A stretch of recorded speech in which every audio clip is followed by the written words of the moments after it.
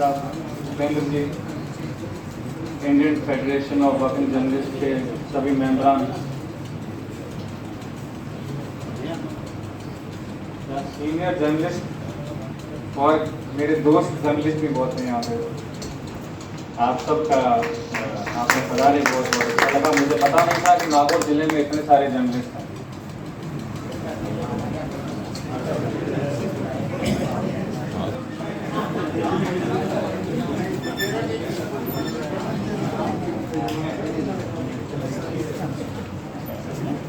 राहुल जी, मैं जब दिल्ली गया स्कूल छोड़ के, राम निवासी मित्र साहब के साथ मैं कॉलेज करता था, मैं उनके साथ ही रहता था, मौका मिला उनके साथ रहने का, घूमने का। तो अंग्रेजी अखबार पढ़ते थे साहब, वो तो 2-4 घंटे में निपटा लेते। कुछ कटिंग काट के रख लेते थे, कुछ फोटोकॉपी होता था, कुछ पे अंडरलाइन करते थे, अलग अलग सब्जेक्ट वाइज उनकी फाइलें बनती थी, अलग अलग जो आर्टिकल। लेकिन उस जमाने में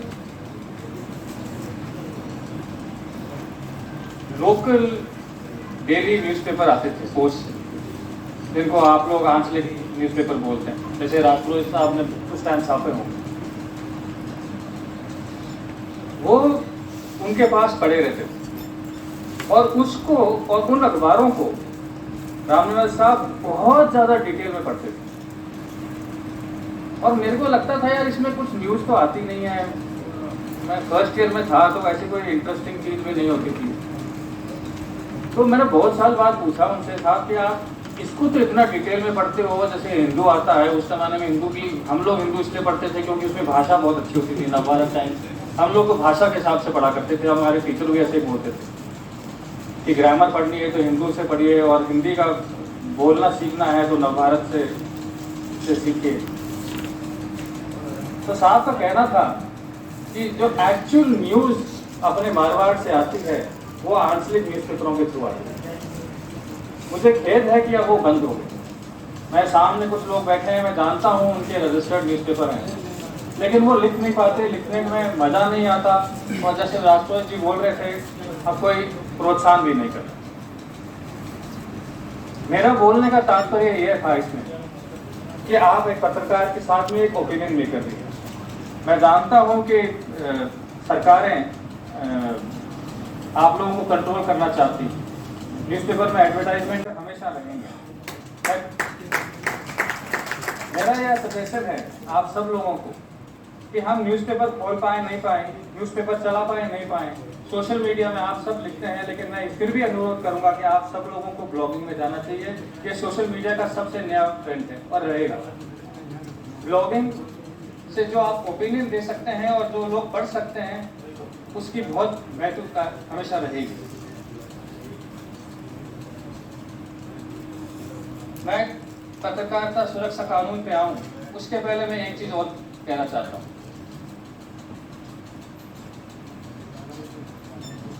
मीडियम अखबार भी हिंदुस्तान के अंदर जो 2-4 स्टेट्स में चलते हैं, नाम लिए बगैर, राजस्थान का भी ये नाम ले लूँ, या किसी अखबार का नाम लिए बगैर राजस्थान का भी बोलूँ कि कोई पत्रकार न्यूज़पेपर है, वो भी न्यूयॉर्क टाइम्स से ज़्यादा रेवेन्यू है उसके पास, ज़्यादा एसेट्स हैं।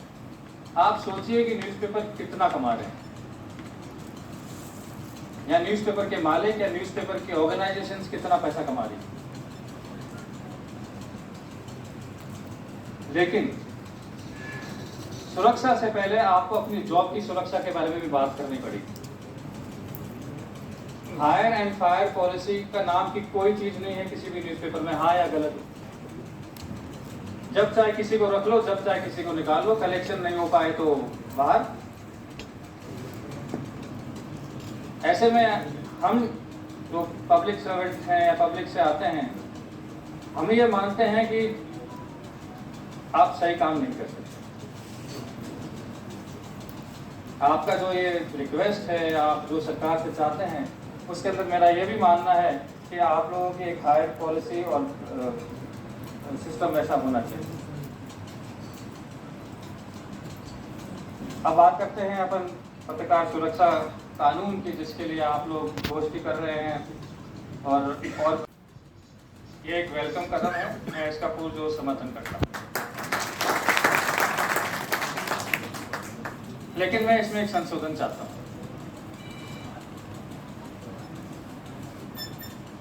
पत्रकारिता सुरक्षा कानून, जिसमें हम आपको बचाना चाह रहे हैं या आपके राइट की रक्षा करना चाह रहे हैं, ये न्यूज़पेपर ऑर्गेनाइजेशन, न्यूज़पेपर मैनेजमेंट और आपके मालिकों के लिए नहीं होता। इसका सुरक्षा का प्रावधान सिर्फ और सिर्फ ग्राउंड पे बैठे हुए वर्कर्स के लिए ही होना चाहिए। बहुत धन्यवाद। मैं आपसे पूर्ण रिक्वेस्ट करूंगा कि आप लिखें, आप किसी बिना दबाव के लिखें, और जहाँ तक नागौर का सवाल है, हम आपको पूर्ण सुरक्षा देंगे, इससे मेरा वादा है। आप लोगों ने यहाँ बुलाया, उसके लिए बहुत बहुत धन्यवाद।